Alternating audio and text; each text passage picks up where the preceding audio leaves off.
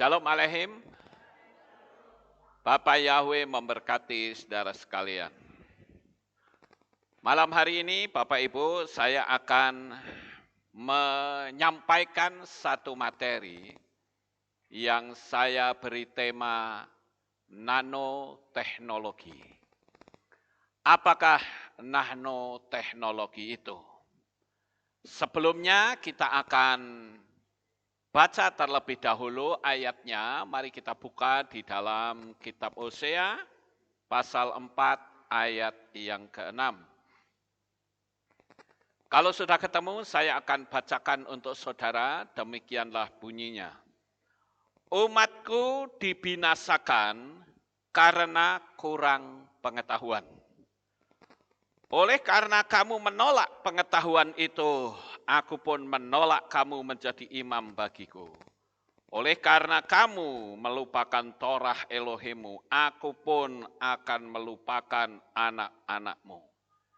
Sampai di sini pembacaan kitab suci kita. Bapak Ibu, saudara yang terkasih, saya akan menggarisbawahi ayat firman Tuhan ini, yaitu di kalimat awal.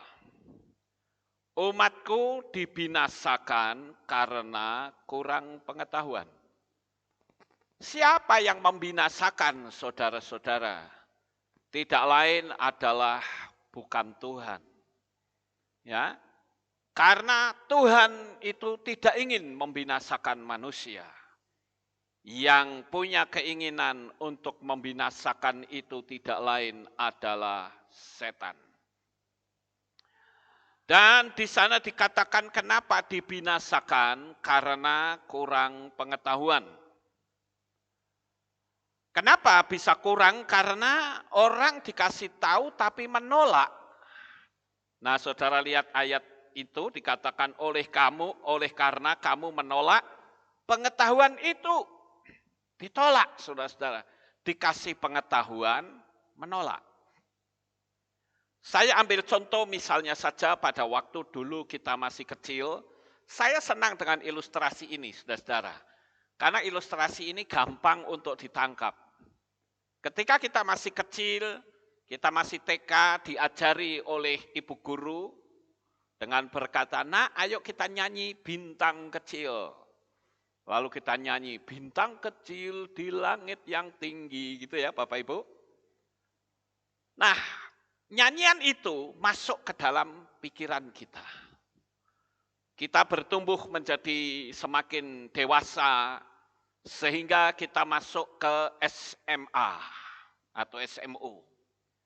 Lalu diberitahu oleh gurunya, saudara-saudara, bintang yang kita lihat pada malam hari itu adalah bintang yang besar. Lalu anak ini langsung ngacung. Salah, Pak Guru. Saya dari dulu, saya diajari oleh guru saya, bintang itu kecil. Pak gurunya ini malah diajak debat, saudara-saudara. Saya pokoknya dulunya itu ngajarannya bintang itu kecil. Loh, saya nyanyi bintang kecil aja nggak disalahkan kok. Ayo, waktu anak-anak kita kecil nyanyi bintang kecil salah atau tidak? Tidak. Loh, sekarang ya saya tetap mengakui bintang itu kecil. Kira-kira saudara kalau melihat orang yang ngeyel seperti itu, apa yang ada di pandangan diri saudara? Kira-kira saudara akan ngomong ini orang sakjane pinter apa bodoh? Ya Bapak Ibu. Kalau masalah hanya bintang kecil dan bintang besar, itu hanya menyangkut masalah pengetahuan biasa. Tidak akan menyangkut masalah keselamatan. Tetapi malam hari ini saya akan memberitahu kepada saudara tentang teknologi nano atau nanoteknologi. Nah, Bapak Ibu yang terkasih, ada banyak sekali orang yang tidak paham apa itu nanoteknologi. Nah, saya akan terangkan Karena sekarang ini banyak sekali orang yang berbicara tentang teknologi nano. Sekarang ada cairan yang disebut cairan teknologi nano. Itu kalau diusapkan di baju, baju itu tidak akan bisa kena air, saudara-saudara. Walaupun disiram, digosok-gosok, air itu tidak akan nempel. Karena sudah dikasih teknologi nano. Nah sebetulnya apa itu teknologi nano yang saya anggap ini sangat penting sekali? Yaitu tentang teknologi. Namanya saja teknologi ya Bapak Ibu. Berarti kita akan bicara tentang dunia teknologi.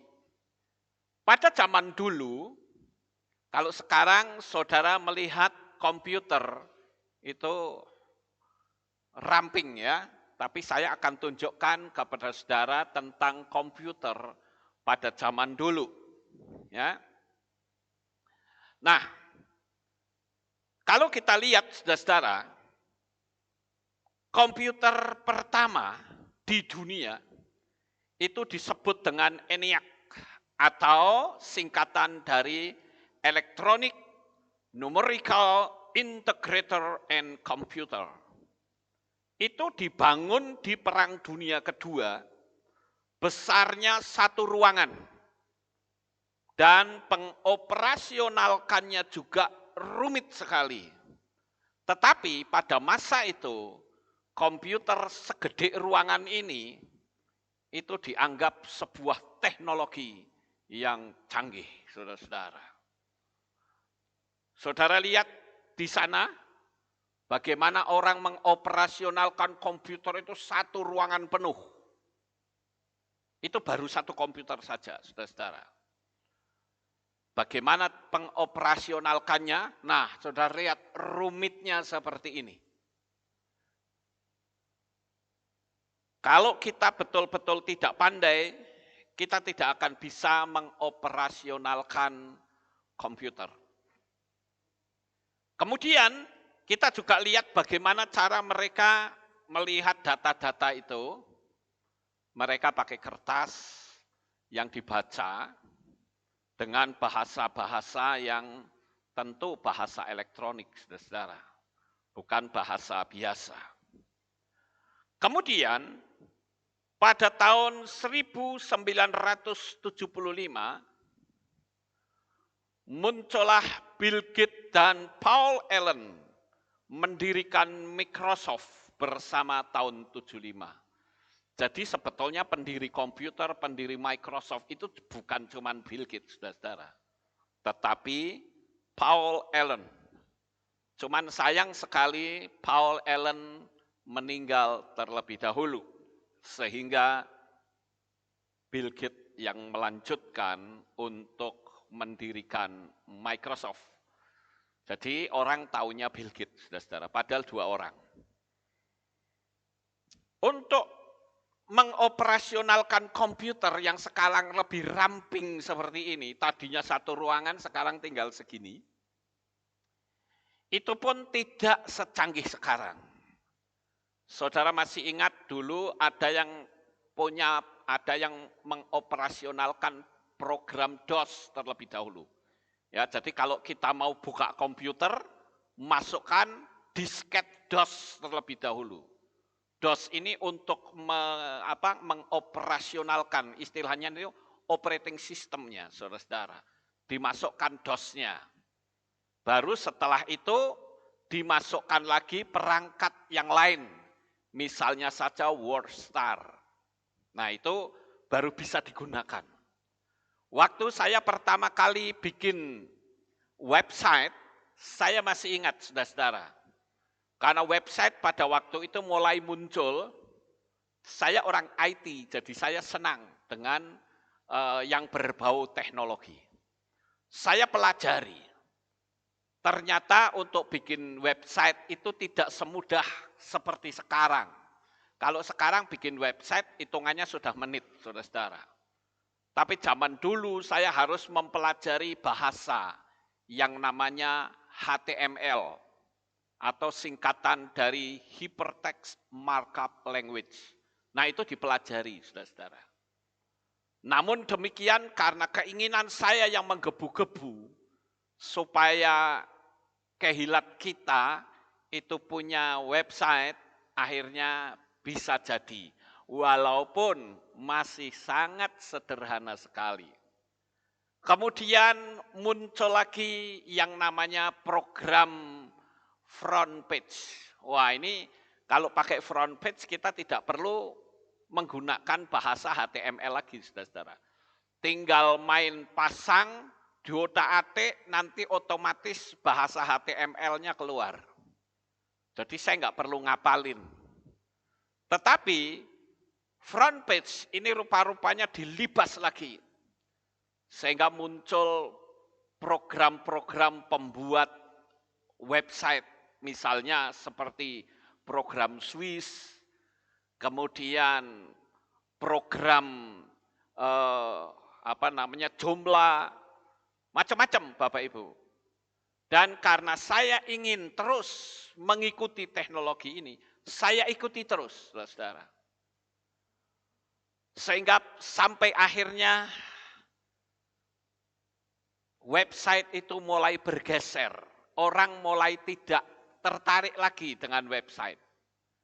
Yang nggak tahu sekarang websitenya Aleph tahu itu masih ada apa tidak, wong saya nggak ngurusin sudah. Ya. Jadi saya tidak tahu itu, karena website kita ini kan website yang berbayar ya. Namanya www.aleftao.com. Ya, tapi tidak tahu sekarang. Nah, Bapak Ibu yang terkasih, sekarang kita akan lihat bagaimana hebatnya teknologi ini, karena teknologi yang tadinya satu ruangan besar, itu bisa diperkecil, saudara-saudara. Salah satu di antaranya adalah buatannya Bill Gates dan Paul Allen. Ya, ini komputernya jadi kecil segini ya, saudara-saudara. Komputer kecil, tetapi dalamnya itu masih gede. Termasuk kalau kita dulu ya, saya dulu pernah belajar elektro, itu tidak menggunakan transistor, tetapi menggunakan lampu tabung. Mungkin Bapak Ibu yang hidup seusia saya, pasti masih ingat ada radio Philip Ralin, yang gede itu ya, itu dalamnya nggak ada transistornya, pakainya tabung, saudara-saudara. Jadi bentuknya itu seperti ini. Nah ini, yang ada di sebelah kiri. Nah ini tabung, saudara-saudara. Jadi kalau membetulkan radio atau televisi yang pakai tabung itu gampang. Kenapa? Karena pasti tabungnya tidak mungkin rusak. Yang rusak itu pasti komponen yang lain. Apakah itu wear stand, apakah itu elko, atau kondensator, itu yang bisa rusak, saudara-saudara. Tapi kalau tabung ini kuat. Bahkan saya katakan tabung itu kekuatannya bisa sampai 50 tahun nggak akan rusak. Paling-paling emisinya lemah, saudara-saudara. Jadi rupa-rupanya semikonduktor, ini namanya semikonduktor ya, seperti transistor, tabung, itu namanya semikonduktor. Berusaha untuk dikecilkan terus, saudara. Kalau semikonduktornya kecil, semakin kecil berarti bodinya juga semakin kecil. Nah, saudara lihat di sebelah sini, ini ada transistor jengkol, saya nyebutnya dulu transistor jengkol, ya.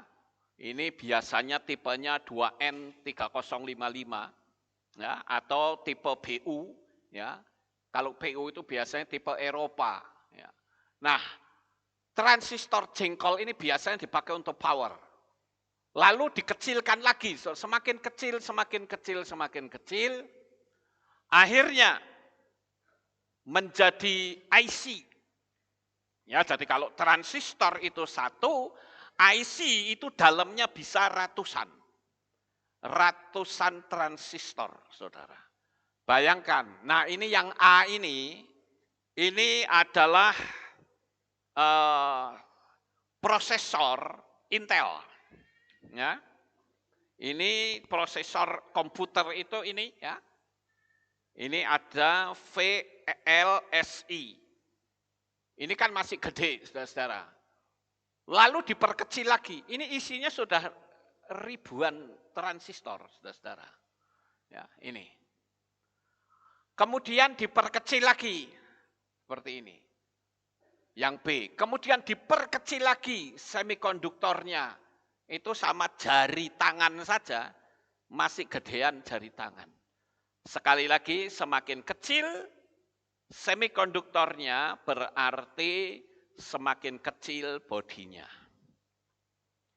Kemudian saudara-saudara, dari semikonduktor, rupa-rupanya orang masih belum puas.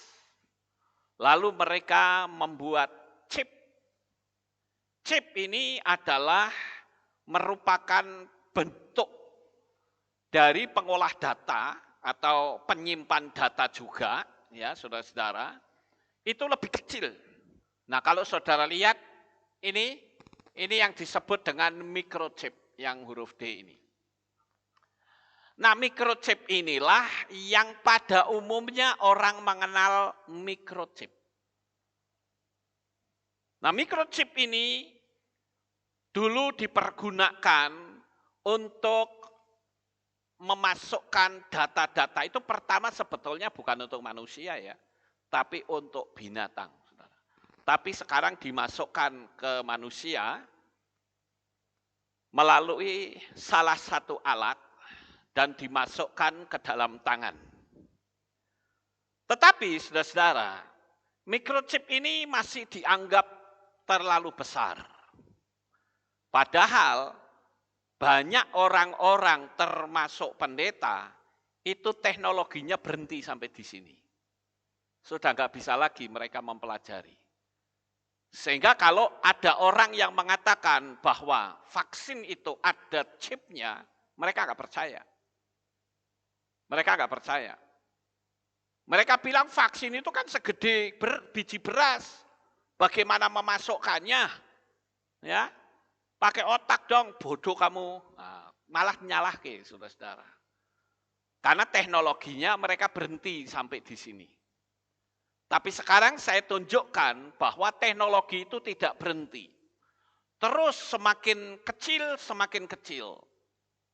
Nah, saudara lihat, ini ada satu chip yang sama jarum saja, lebih gede jarumnya. Chip ini ya itu dibuat oleh Columbia University New York. Membuat chip sebesar 1 mili. Dan ini berbasis wireless dan ultrasound untuk memantau medis seseorang. Namun saudara-saudara, kembali lagi bahwa orang masih belum puas dengan teknologi yang seperti itu. Dia coba untuk perkecil lagi. Yang saudara lihat di sini udah nggak kelihatan ini ya. Ini ada seperti titik hitam. Itu microchip buatannya Hitachi, saudara-saudara. Itu sebesar debu kecilnya, saudara. Kita juga melihat adanya smart atau chip smartphone. Ya, kalau saudara lihat ini adalah smartphone sebesar ibu jari. Dan saudara tahu smartphone yang sebesar ibu jari ini ternyata saudara-saudara memiliki jumlah berisi miliaran transistor. Waduh, bagaimana itu saudara? Ngitungnya seperti apa? Saudara nggak bisa lihat transistornya dengan mata telanjang. Nggak bisa lagi. Ya, sekalipun chipnya cuma sekian, ini miliaran transistor di dalamnya. Hebat ya Bapak Ibu. Nah ini semakin kecil, semakin kecil, semakin kecil. Ada seorang yang bernama Gordon Moore. Nah Gordon Moore ini, saudara-saudara, dia mengatakan Dan dia bicara itu di tahun 1965. Jauh sekali. Mungkin banyak di antara kita yang belum lahir. Di tahun 65, Gordon Moore itu telah meramalkan bahwa nanti ukuran transistor dalam prosesor akan mengecil 2 kali tiap-tiap tahun. Dan ini luar biasa, saudara-saudara. Akhirnya kita tahu bahwa dalam skala atom atau molekul ini banyak fenomena aneh terjadi. Ini yang saya sebut dengan semikonduktor, ya. Nah, ini saudara-saudara. Saya mencoba untuk melihat di Wikipedia Encyclopedia.net. Ini saudara temukan di situ tentang semiconductor device fabrication. Itu adalah ukuran dari semikonduktor yang semakin lama semakin mengecil. Nah, saudara lihat perbandingan semikonduktor ini sangat mengerikan, saudara-saudara. Nah, coba lihat ini. Ini yang di sebelah kiri ya, ini semikonduktor. Di tahun 1971,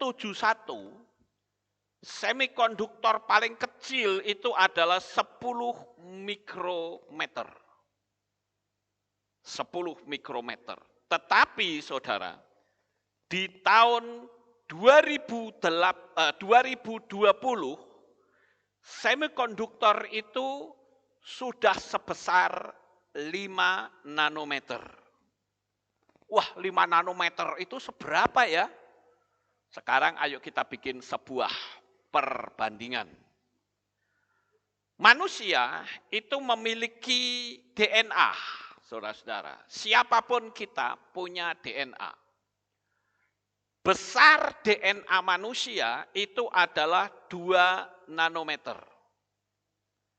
Tetapi semikonduktor di tahun 2020 itu sudah 5 nanometer plus tubuhnya yang dikenal dengan nanochip.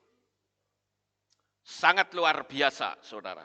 Saya ambil contoh misalnya prosesor A14 milik iPhone 12 ya, itu berisi 11,8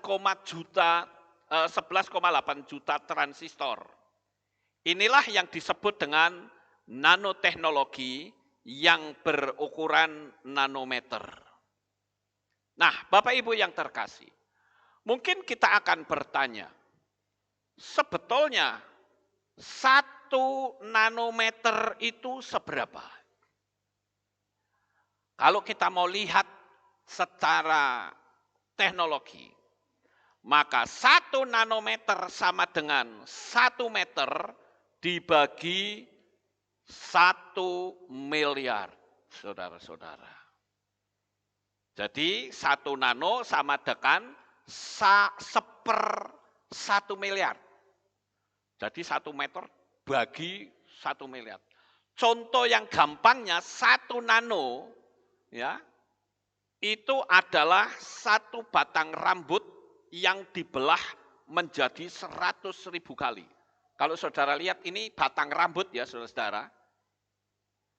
1 batang rambut kita ini itu besarnya 100.000 nanometer. Rambut loh saudara. Itu 100.000 nanometer. Jadi kalau 1 nanometer berarti 1 rambut dibelah 100.000, saudara-saudara. Kecilnya kayak apa, saudara-saudara? Ya, 1 rambut. Kadang saya tunjukkan rambut saya ke sini, saudara tidak bisa lihat, ya kan? Nah, 1 rambut itu dibelah, bukan dibelah 7, saudara-saudara, tetapi dibelah 100.000 kali. Wow, itu namanya teknologi nano, Bapak Ibu. Nah, sekarang saya akan tunjukkan tentang teknologi nano itu ada di mana. Sebetulnya para ilmuwan melakukan teknologi nano ini karena dia ingin menyamai Tuhan, saudara-saudara. Dia mempelajari banyak sekali hal termasuk binatang-binatang itu dipelajari. Kalau saudara melihat cicak, kenapa cicak itu bisa nempel di dinding? Kemudian kunang-kunang itu bisa menyala. Kemudian bunglon itu bisa berubah warna. Itu semua adalah teknologi nano ciptaannya Bapak Yahweh, saudara-saudara. Nah, Bapak Ibu yang terkasih, kita sebagai anak-anak Bapak Yahweh, kita menyadari bahwa dalam skala atom atau molekul ini banyak fenomena aneh terjadi. Para ilmuwan itu menyebutnya efek kuantum. Kita pernah menyinggung beberapa kali soal fisika kuantum ini, ya, beberapa waktu yang lalu. Tetapi singkatnya, dalam skala nanometer, semua material memiliki sifat yang berbeda dari yang kita temui sehari-hari. Karena terpengaruh oleh hukum dalam fisika kuantum. Sekali lagi saya tunjukkan tentang cicak-cicak yang bisa nempel di dinding. Sampai-sampai anak-anak pun nyanyi lagu cicak-cicak di dinding. Ya, diam-diam merayap. Ya. Nah, Bapak Ibu yang terkasih, kunang-kunang bercahaya, bunglon bisa berubah warna karena mereka memiliki bagian tubuh yang unik dalam skala nanometer. Dalam ukuran ini mereka bisa mengendalikan molekul-molekul di tubuhnya. Seperti saya ambil contoh. Nah ini saudara-saudara. Seperti cicak, di setiap jarinya itu memiliki miliaran bulu halus berukuran nanometer yang disebut dengan spatula. Ya, disebut spatula. Setiap bulunya itu bersifat seperti magnet ketika bersentuhan dengan molekul dinding. Dalam skala nanometer banyak hal mustahil terjadi. Bahkan manusia sendiri tidak pernah ada yang sama sejak zaman Adam sampai sekarang. Saudara cari manusia manapun yang jumlahnya ratusan miliar sejak zaman Adam sampai sekarang, nggak akan ada yang sama, saudara-saudara.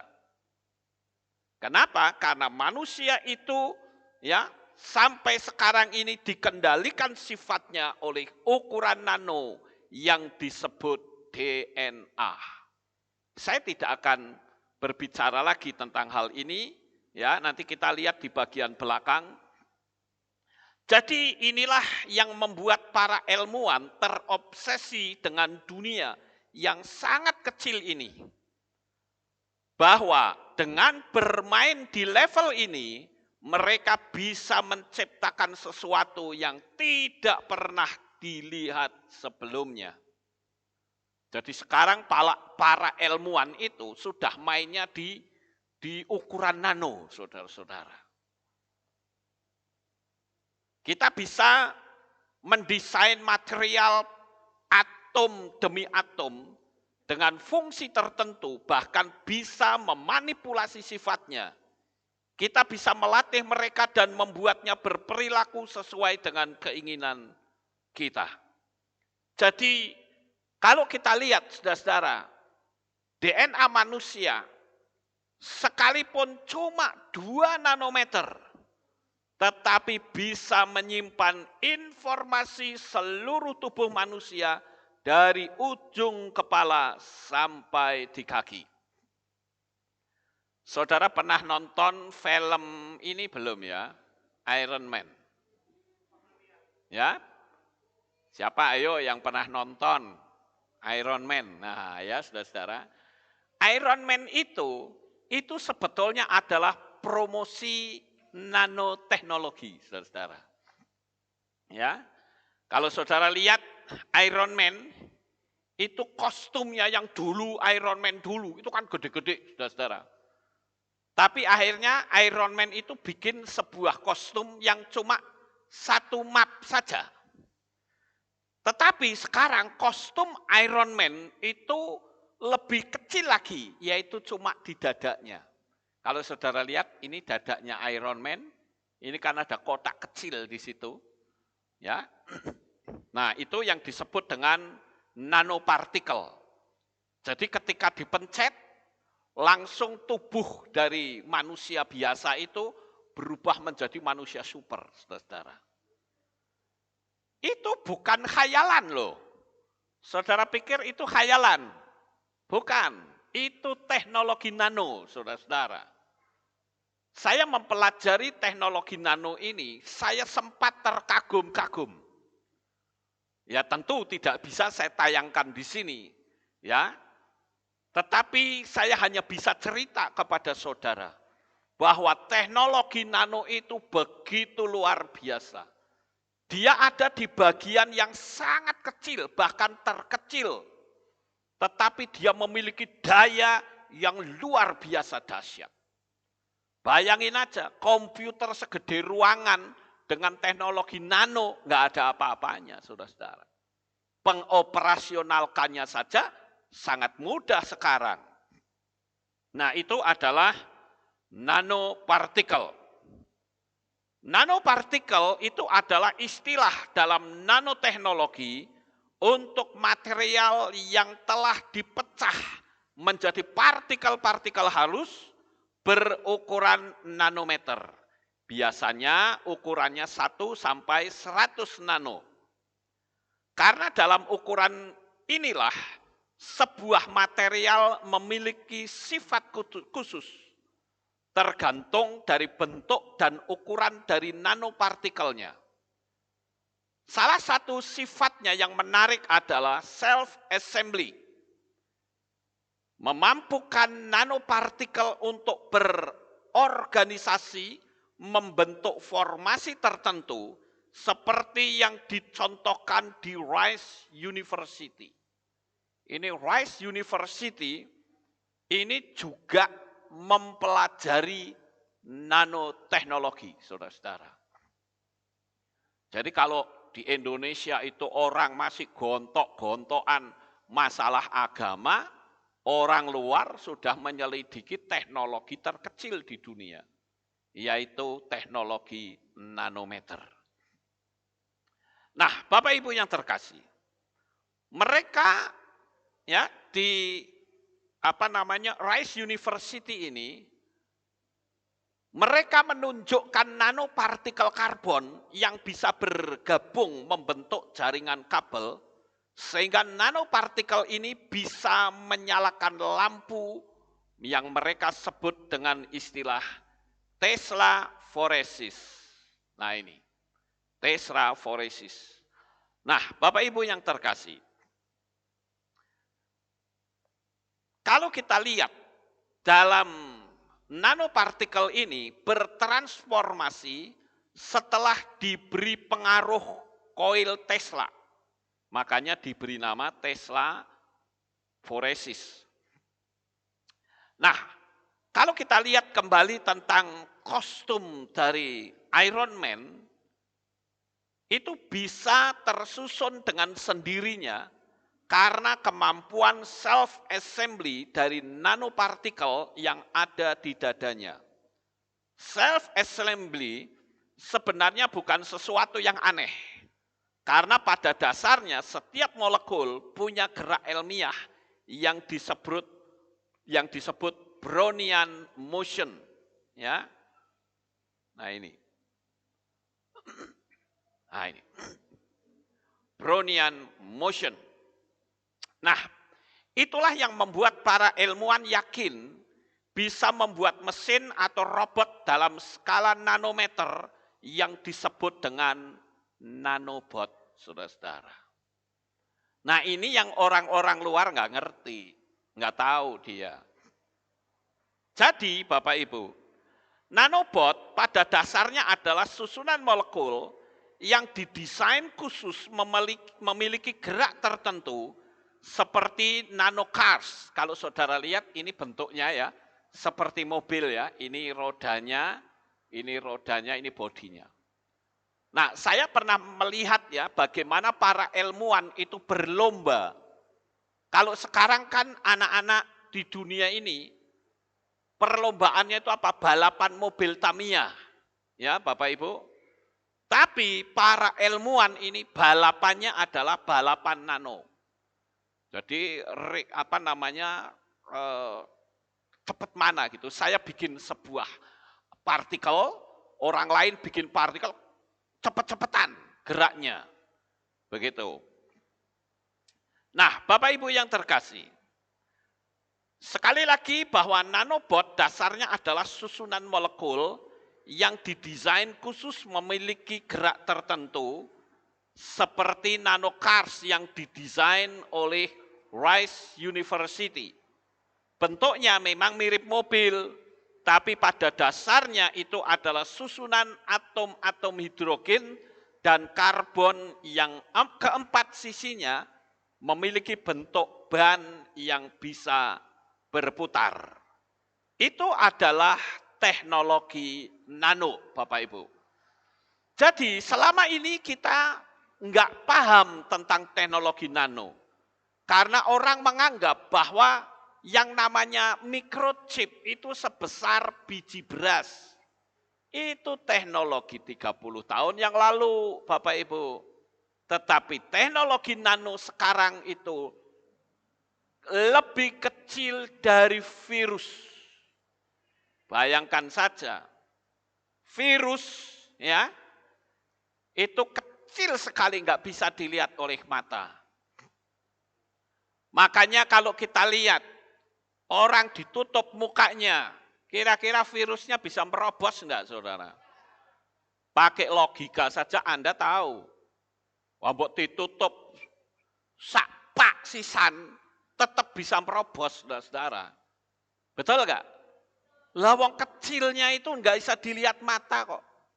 Tadi saya sebut untuk nanobotnya saja itu satu rambut dibelah berapa? 100.000. Sopo sing bisa membelah rambut jadi dibelah 100.000, saudara-saudara. Jadi orang ini disuruh dan dipaksa untuk tidak menggunakan logika. Ya. Aneh memang, dan orang harus tunduk. Begitu. Padahal kita sudah ada dalam dunia nano. Apalagi kalau saya katakan ada teknologi baru yang namanya vibranium. Opo maneng, bingung meneng, saudara-saudara. Ini teknologi vibranium. Ya. Vibranium itu adalah bahan terkuat di bumi.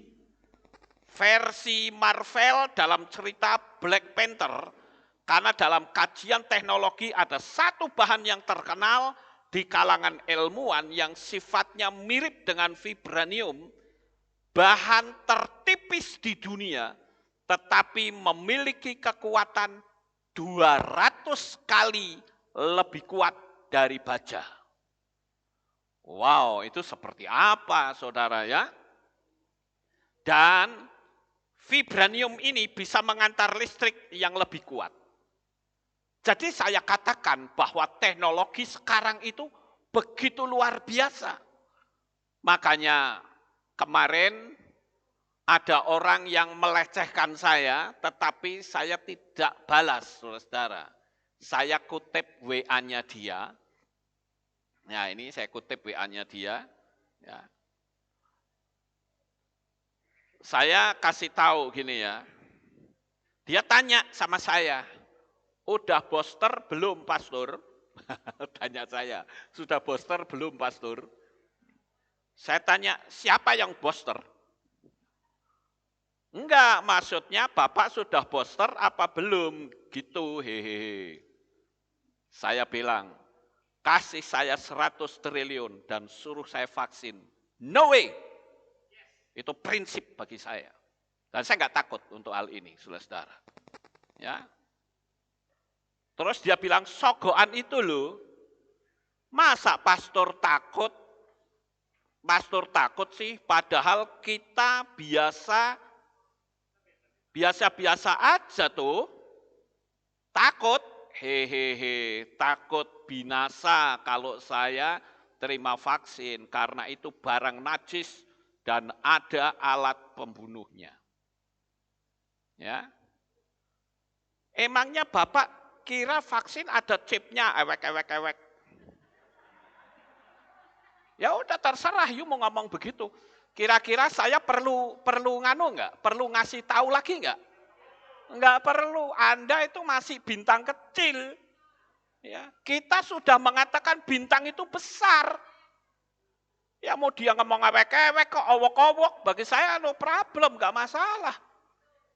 Itu prinsip. Anda punya prinsip, saya punya prinsip sendiri. Jadi nggak boleh saling memaksa, kudu harus. Emangnya kalau mati tanggung jawab apa? Ya Bapak Ibu. Jadi kalau kita bicara tentang nanometer, saya jadi ingat ucapannya Yesua. Yesua pernah berkata apa? Di dalam kitab Matai atau Matius 17 ayat 20. Dikatakan demikian. Dan Yesua berkata kepada mereka, karena ketiadaan imanmu, sebab sesungguhnya aku berkata kepadamu, jika kamu memiliki iman seperti biji sesawi, kamu akan berkata kepada gunung ini, pindahlah dari sini ke sana, dan dia akan pindah, dan tidak satupun mustahil bagimu. Lukas 17 ayat 6. Lalu Tuhan berkata, sekiranya kamu memiliki iman seperti biji sesawi, kamu dapat berkata kepada pohon murbei ini, tercabutlah dan tertanamlah ke dalam laut, maka dia taat kepadamu. Nah, zaman Yesua belum ada orang yang bicara nanopartikel, belum ada bicara nanoteknologi. Yesua berbicara ini, kalau Yesua hidup di zaman sekarang, Yesua akan berkata, jika imanmu sebesar nanopartikel, kamu akan bisa memindahkan gunung. Dan memang kalau saya perhatikan ya Bapak Ibu, seperti yang kita tadi sudah pelajari, yang namanya teknologi nano itu banyak keajaiban yang luar biasa. Tadi saya sudah ceritakan bahwa teknologi nano itu bisa membuat sesuatu yang mustahil jadi tidak mustahil. Lalu saya berpikir maksud Yesua itu apa ini? Ya. Maksud Yesua itu apa sebetulnya? Kalau saudara saya bicara tentang nanometer, saudara mengamati benda yang sangat kecil. Betul nggak Bapak Ibu? Ketika Anda mengamati benda yang sangat kecil itu, bagaimana dengan benda-benda yang lain? Saudara abaikan. Betul nggak Bapak Ibu? Sekali lagi, perhatikan ini. Ketika saudara mengamati benda yang sifatnya nanometer, ya yang tadi saya bilang, rambut dibelah 100.000 itu diamati. Kalau di sebelah sini ada rambut, di sebelah sini ada apa benang, ada apa. Saudara mengamati yang gede-gede enggak? Tidak. Yang saudara amati yang satu itu. Lalu saya berpikir, ini Yesua ngomong, jika imanmu sebesar biji sesawi, itu sama saja ketika saudara itu mengamati sesuatu, mengimani sesuatu, maka saudara jangan bergeser dari iman apa yang saudara amati. Kira-kira saudara paham enggak? Jadi kalau misalnya saudara pengen punya rumah, ya harus punya rumah itu saja. Fokus punya rumah itu saja. Ya, tidak boleh melebar. Paham Bapak Ibu? Yakini saja.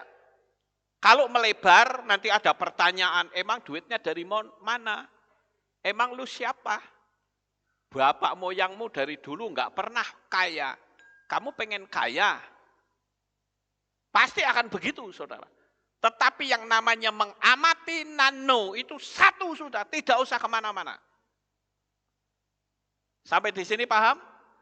Jadi saya lalu berpikir, ketika kita mengimani sesuatu, yakini saja secara total bahwa apa yang kita imani itu pasti jadi, maka itu pasti jadi.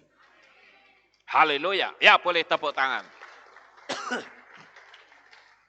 Ya, Bapak Ibu. Jadi ini adalah bahasa Yesua pada zaman itu. Makanya saya katakan, kalau Yesua hidup zaman sekarang, Yesua pasti akan mengatakan, jikalau imanmu sebesar nanometer, kamu akan bisa memindah. Bisa nggak kira-kira? Bisa. Bayangin aja, virus itu kecil, tapi dia bisa bunuh orang. Ya, senjata kimia itu nggak kelihatan mata, tapi dia bisa mematikan orang. Itu bentuknya nano semua, saudara-saudara.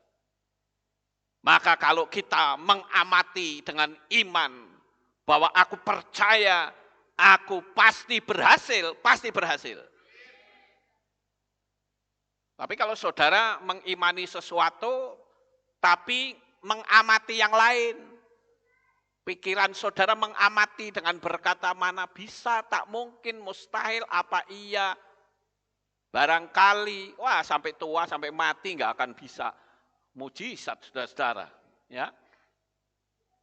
Nah, disinilah kita lihat, saudara-saudara, bahwa di dalam perjalanan kita untuk mengikut Bapa Yahweh, kita mendapatkan pengetahuan. Saya beberapa waktu yang lalu sudah pernah menyampaikan tentang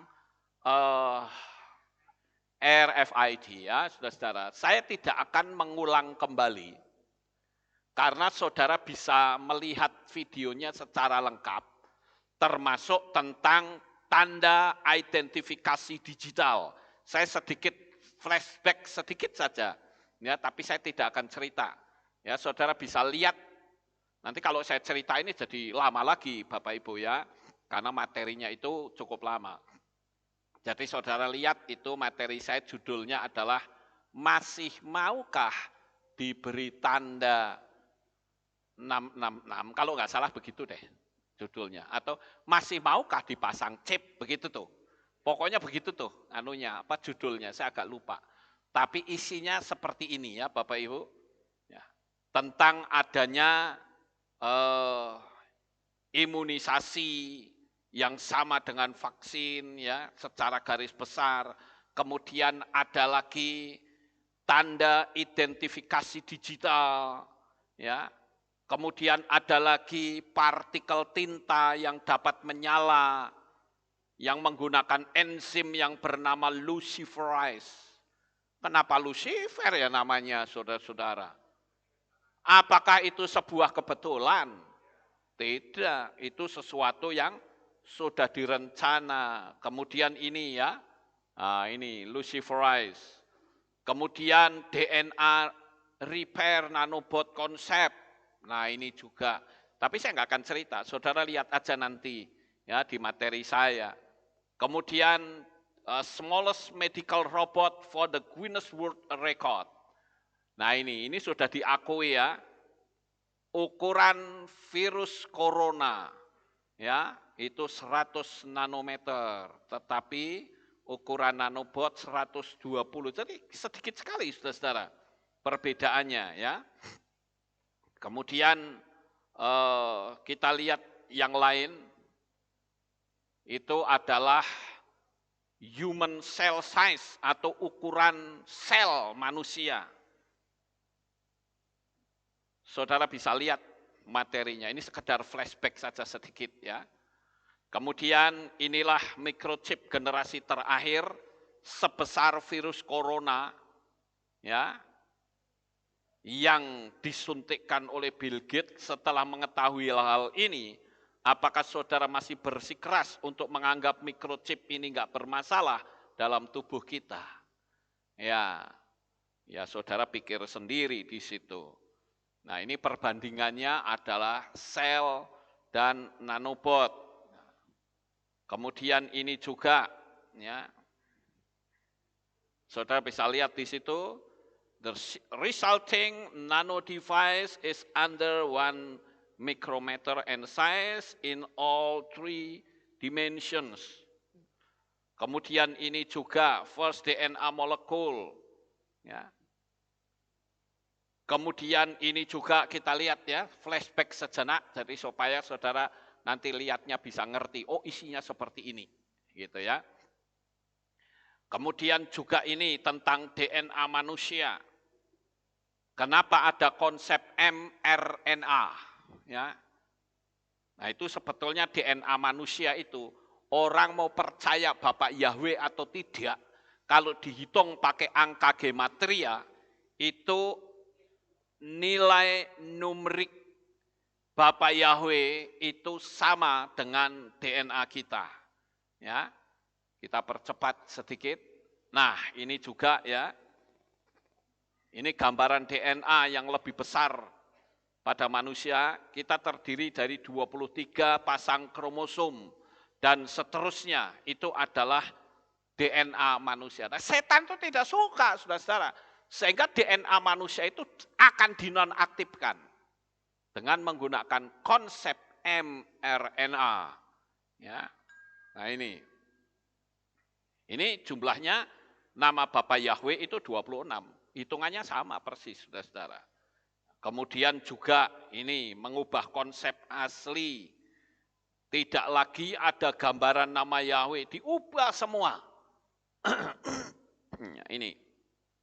Ini penerangannya ada di materi saya. Ya. DNA vs RNA. Nah, itu berusaha untuk mengubah DNA dan RNA. Jadi DNA-nya itu akan dinonaktifkan, saudara-saudara. Ya, ini. Ya, saya kira sampai di sini dulu, saudara-saudara, ini masih panjang sekali dan saya sudah menyampaikannya. Saya percaya dengan kita belajar teknologi nanometer atau nanoteknologi, saudara akan punya pengetahuan apa isi cairan itu, ya Bapak Ibu. Ya. Saudara tahu nggak siapa sih penemu microchip? Ya, microchip ini ditemukan oleh Dr. Carl Sanders. Tujuan utamanya itu baik untuk kemanusiaan. Ya, tetapi sekalipun Carl Sanders ini bukan orang percaya, akhirnya dia menjadi orang percaya setelah tahu penemuannya itu ternyata memiliki jumlah bilangan 666. Ya. Jadi mereka langsung mengakui bahwa temuan saya kok 666, akhirnya dia bertobat, saudara-saudara. Nah, saudara bisa lihat di video saya yang sudah saya sampaikan. Demikianlah yang saya bisa sampaikan kepada saudara sekalian tentang nanoteknologi. Dan saya percaya Bapak Yahweh akan selalu melindungi dan membentengi kita semuanya. Kita atau saya pun berdoa untuk saudara sekalian agar supaya kita menjadi anak-anak Bapak Yahweh yang tubuhnya tetap murni. Amin. Sukses besar untuk saudara. Bapak Yahweh memberkati. Haleluya. Kita tunduk kepala, kita akan berdoa. Kami mengucapkan terima kasih dan syukur kepadamu ya Bapak Yahweh. Malam hari ini kami bersama-sama telah mendengarkan renungan firman-Mu. Biarlah pengetahuan kami semakin bertambah, sehingga kami tidak dibinasakan. Oleh karena itu kami menyerahkan semuanya ini dalam tangan-Mu. Kami tahu bahwa kami terus menjaga kemurnian tubuh kami. Di dalam nama Adonai Yeshua HaMashiach, kami sudah berdoa. Amin. Haleluya. Kita akan dengar pengumuman Bapak Ibu. Shalom. Shalom. Berjumpa kembali dalam Aleph Tau Breaking News. Berikut kami sampaikan pengumuman minggu ini. Berita lelayu.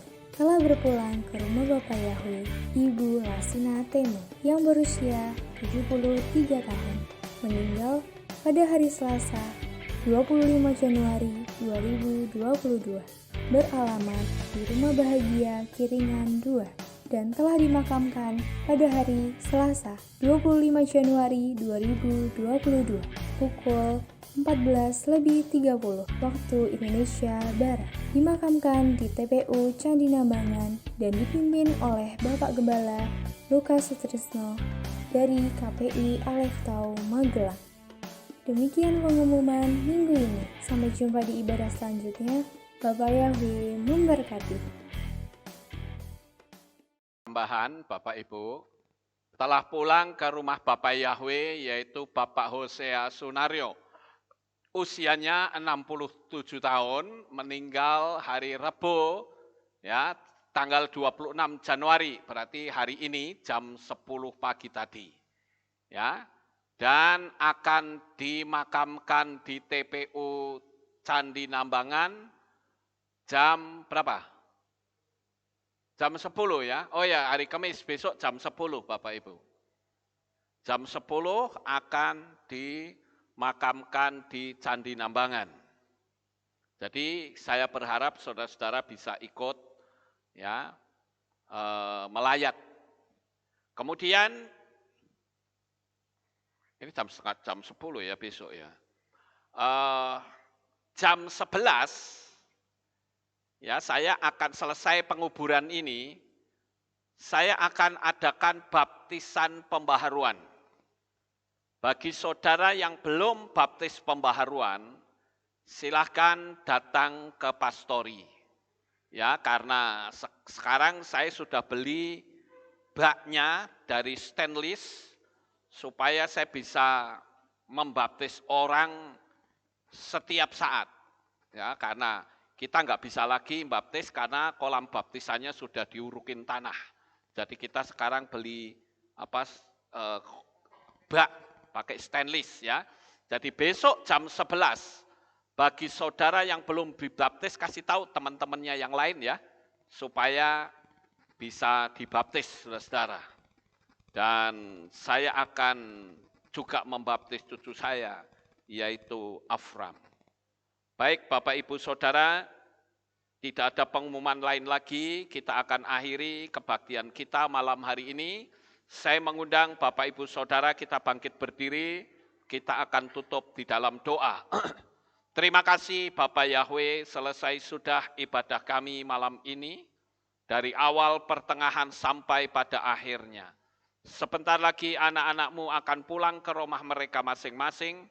Jaga, lindungi, peliharakan mereka sampai di rumah dengan selamat. Pertemukan kembali pada jam-jam ibadah mendatang di dalam ikatan tali kasih-Mu. Terima kasih ya Tuhan, inilah doa syukur yang kami naikkan kepadamu. Di dalam nama Adonai Yeshua HaMashiach, kami sudah berdoa. Mari kita angkat tangan kita dan kita akan menerima berkat Kohanim. Haleluya. Yefare keka Yahweh wa yismereka.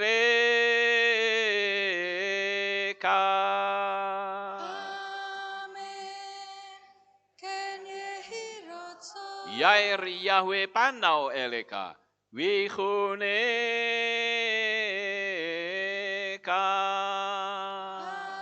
Amen. Ken yehirotso. Yesa Yahweh panau eleka. Wa Yashem lecha shalom. Amen. Ken yehirotso. Baruk atabair ufaruk atabasadeh. Engkau akan diberkati di kota dan engkau akan diberkati di ladang. Amen.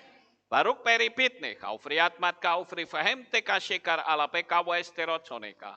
Diberkatilah buah kandunganmu, diberkati hasil bumimu, diberkati hasil ternakmu, anak-anak lembumu dan anak-anak dombamu. Amen. Baruk tanah kau misyarteka, diberkatilah bakulmu dan tempat adonanmu. Amen. Baruk ata baboy kau faruk ata beseteka, dan kau akan diberkati pada waktu engkau masuk, dan engkau akan diberkati pada waktu engkau keluar. Amen. Baruk ata Yahweh Elohenu melek haolam, Beshem Yeshua Hamasya Ruach HaKodes Kile Olam Faed. Kami sudah berdoa dan mengucap syukur. Amin. Haleluya.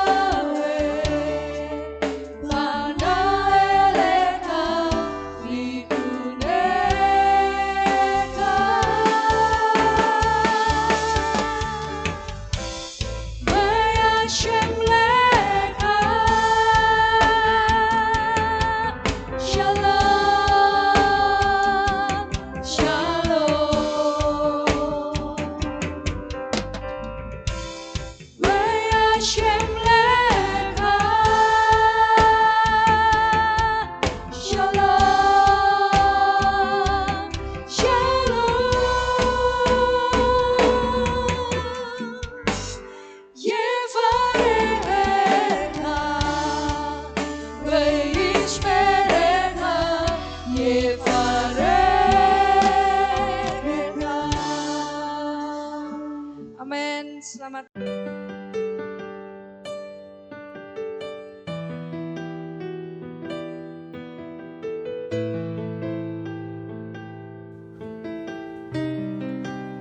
Segala pujian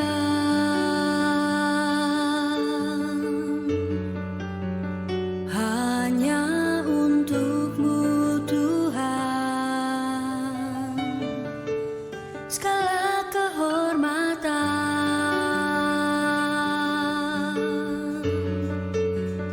juga punya-Mu Tuhan. Dari puncak tertinggi sampai lembah terlandai, semua karya kasih cinta-Mu, sujud menyembah Sang Maha Pencipta.